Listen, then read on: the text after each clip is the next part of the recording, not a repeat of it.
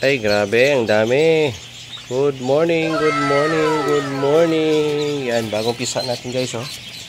Yan. Good morning, good morning, good morning, good morning. Dami, oh. Meron pa dito guys, oh. Yan, good morning, good morning. Yan, good morning. Ano ba? Yan. Good morning, good morning. Yan, nandyan lahat sa incubators.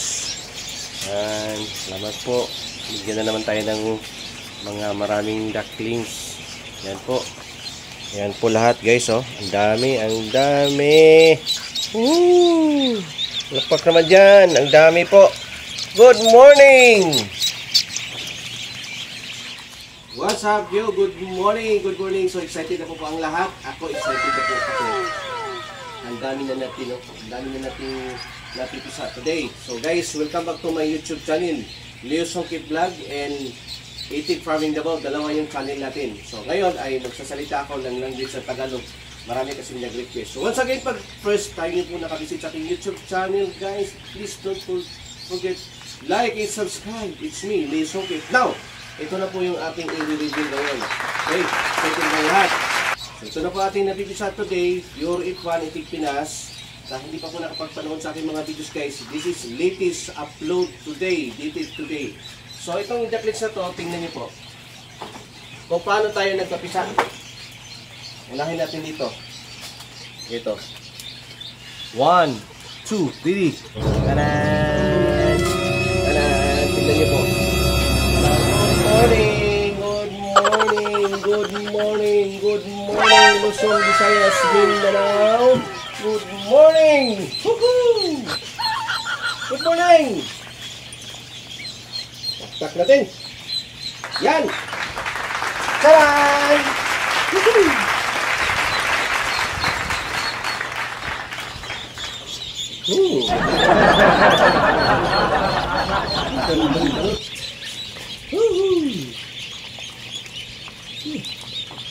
Diba?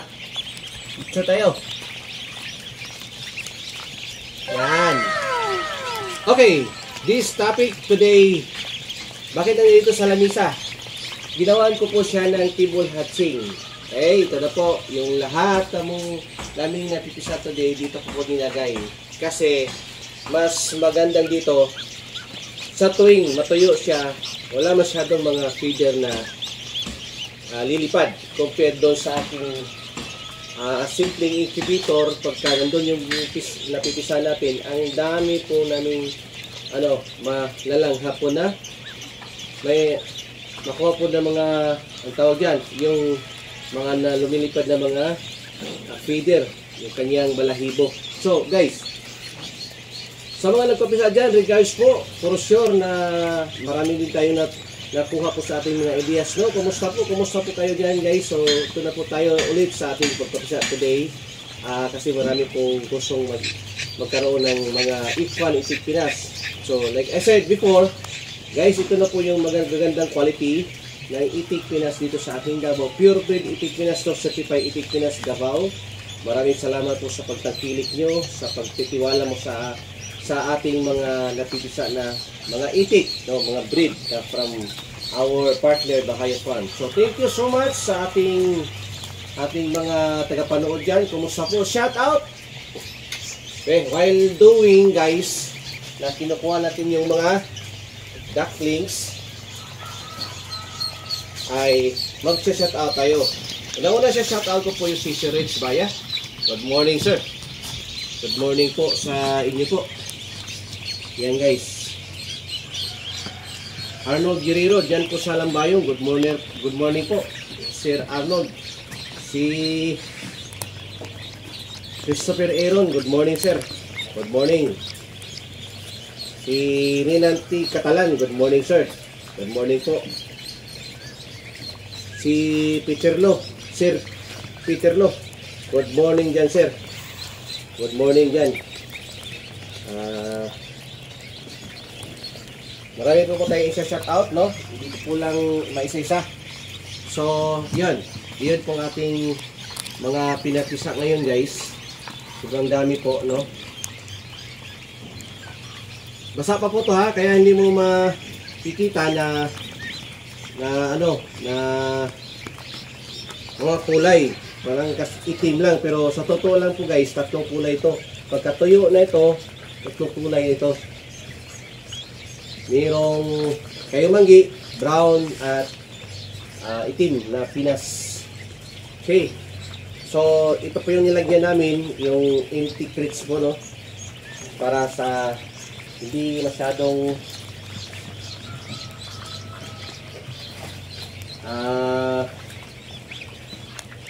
para simple lang, no? Yan po. Good morning! Good morning!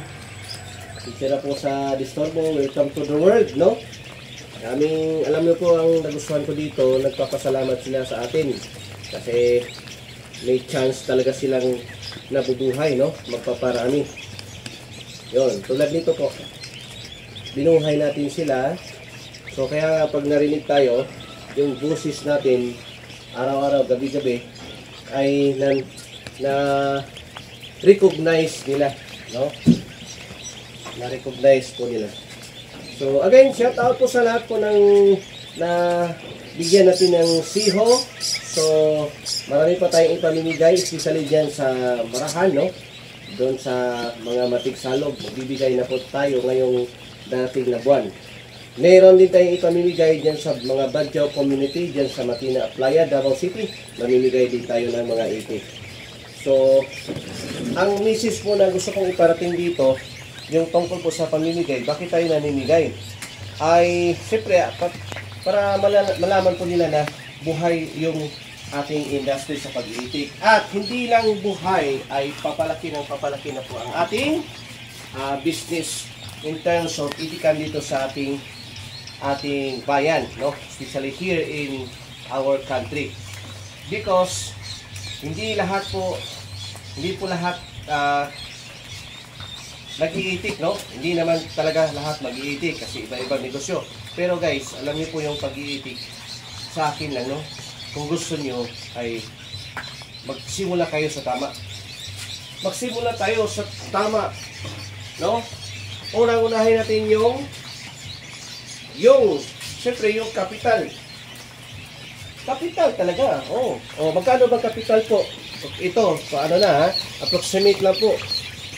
Kung ano natin sa mga magagarang building, i-hanger type nyo ay maximum yan. Mga siguro, minimum lang, no? Approximate natin, mga 500 pesos per duct. So, hindi bigla yun. Ang capital, yung competition, sinali natin yung feeds for 6 months o 5 months natin papalakihin bago siya mag-flow. So, pagka hanger type, 550, budget niyo po. Yun. So, pangalawa, siyempre yung quality ng itik. Okay? So, dapat, mas maganda talagang itik Pinas. Guys, maganda talagang itik Pinas. Tell you guys. Panalo na. Champion tayo sa itlog. No? Champion sa laki. Champion sa production. And champion sa balot. No? Magandang quality ng itik. Pangatlo, yung management, no? Yung management na bibigay nyo doon po sa pag-iitik, no? Kailangan may management, proper, maganda yung facilities, maluwang, maginhawa sa itik, no?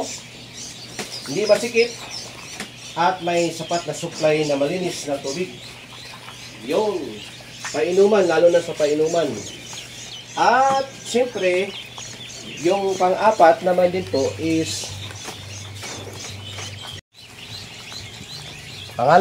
pang-apat yung siyempre yung quality ng feeds. Okay. So, sana po maka-proon tayo o malaman natin yung mga magagandang feeds, no? Meron tayong alam na mga gandang feeds, no? Mga gandang feeds, meron tayong alam. Hindi na natin isabi dito para secret lang yun, yung magandang feeds natin na ginagamit dito. Okay. Yun.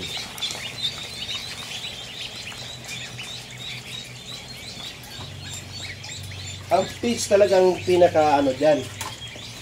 Sa lahat-lahat po ay dapat may overall hands-on. Pero dito, hands-on. Hands-on o hands up. Huwag tayo mga hands up pag may mga challenges na along the way, nag-operate na tayo. So, meron talagang mga challenges yan, no? Pag magnegosyo tayo. So, maganda lang dito sa itikan, guys. Araw-araw ka may pera. Araw-araw na pumapasok sa'yo. Lalo na mga ano, yung tawag dyan, dowlins ba? Dowlins. Ang tawag dyan sa amin, dowlins. Ang meaning yan ay dawat limpyo. Dawat limpyo kasi limpyo na yun pagka-umaga. Pagkakuha mo ng itlog, malinis na. So, limpyo. Dowlins. Yun. So, yun yung pinakamaganda dyan. Araw-araw may gold. White gold. Diba? Hehe. Oh. Yan.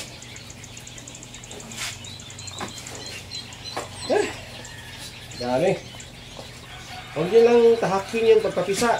Kung magpapisa kayo, huwag na lang kasi susuga ko.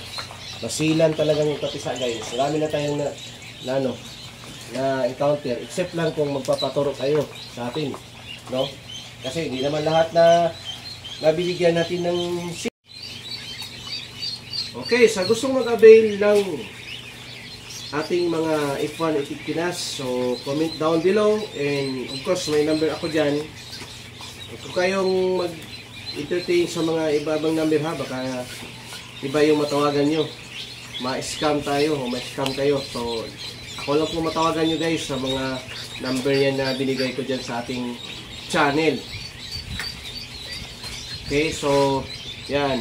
Shoutout sa lahat, Luzon, Visayas, Mindanao, sa buong mundo. Yun, nakapanood sa ating mga ginagawa dito sa Pilipinas, guys. No, maganda ang mag-itikan. Tell you, ang ganda ng itikan. Kulang-kulang po ang supply natin dito sa Philippines, no.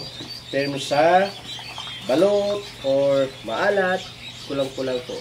So, hanggang dito na lang. This is me, Lisokip. Bye-bye. See you sa next vlog.